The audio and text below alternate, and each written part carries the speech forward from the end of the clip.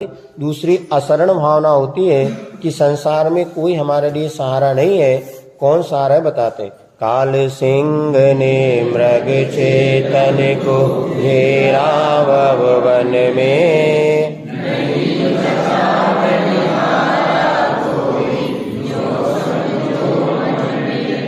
मंत्र तंत्र सेनादन संपत्ति राजपाट छूटे।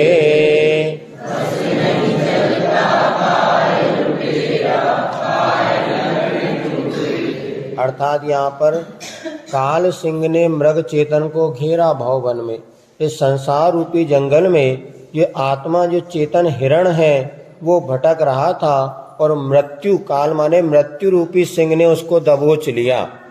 अब नहीं बचावन हारा कोई, हो समझो मन में। अब जब काल सिंह ने अगर दबोच लिया तो कोई बचाने वाला कोरोना काल में करोड़ों रुपया ले लो भैया, लेकिन हमारे दादाजी पिताजी को बचा लो भैया। डॉक्टर कहता भैया मैं पैसा क्या करूं, फिर भी वो ले लेता था, छोड़ता लेकिन अभी हाँ बताए और ये 12 कितने करोड़ रुपया ले लो, लेकिन आप बचा 20 भी मतलब लोगों ने ऐसा पैसा पानी जैसा बहाया, लेकिन उसके बाद भी काल सिंह ने मृग चेतन को।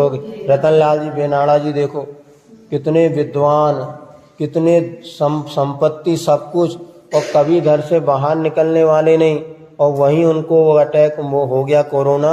और अंत में जहाँ इतने प्रसिद्ध थे, यदि उनका समाधि या मरण होता तो कम से कम 1 लाख की जनता उनके अंतिम समय में जाती। किंतु खेत की बात है 2 आदमी भी नहीं आए। महाराज भी कह रहे भैया मैं क्या करूं।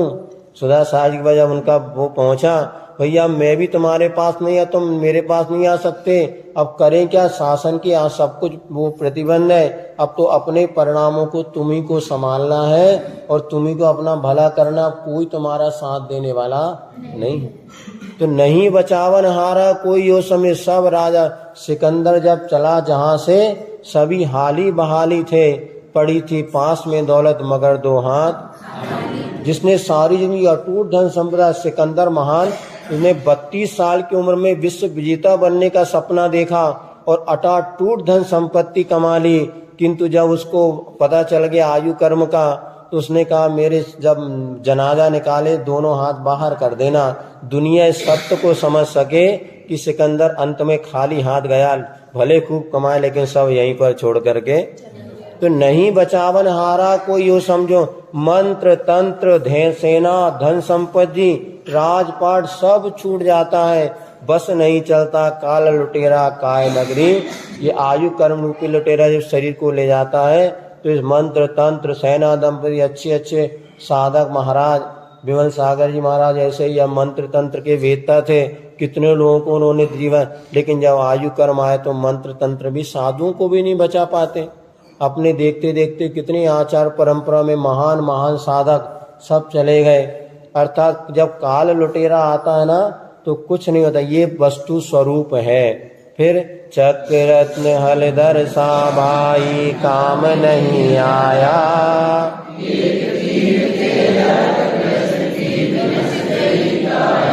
देव धर्म गुरु शरण जगत में और नहीं कोई।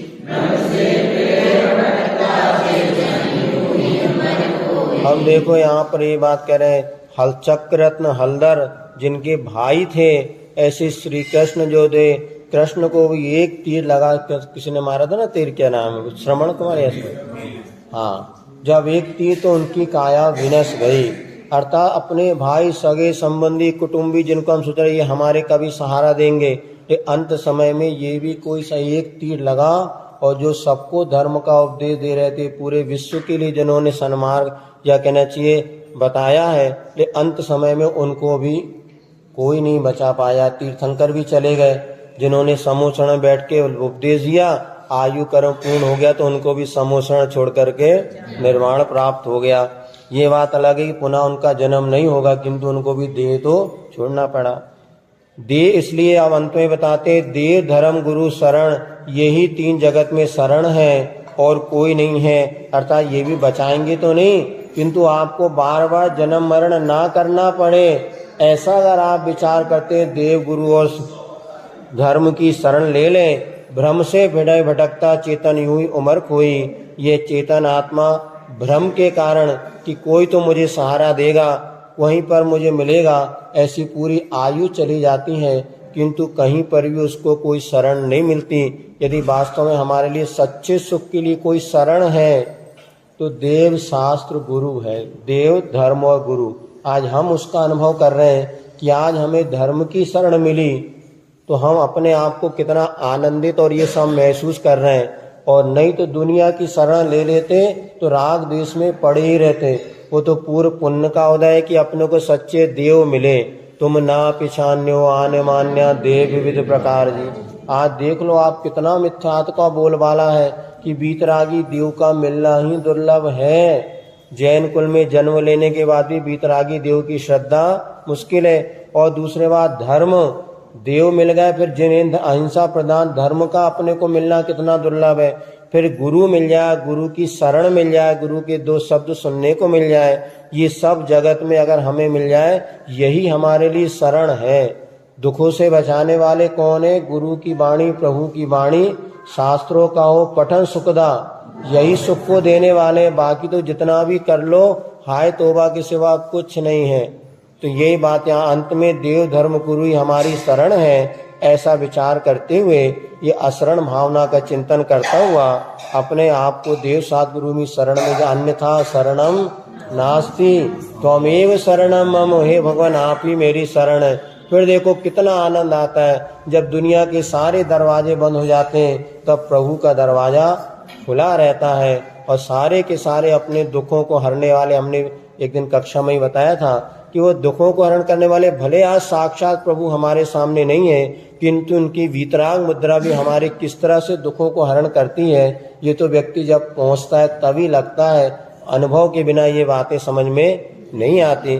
फिर भी आचार्य यहाँ पर कहते हैं देव धर्म गुरु यही हमारे लिए शरण है। इसीलिए अपनी उम्र जो मिली है, मनुष्य जीवन मिला है, इनकी शरण में जाके अपने जीवन को सार्थक करो। बोली भगवान महावीर स्वामी की।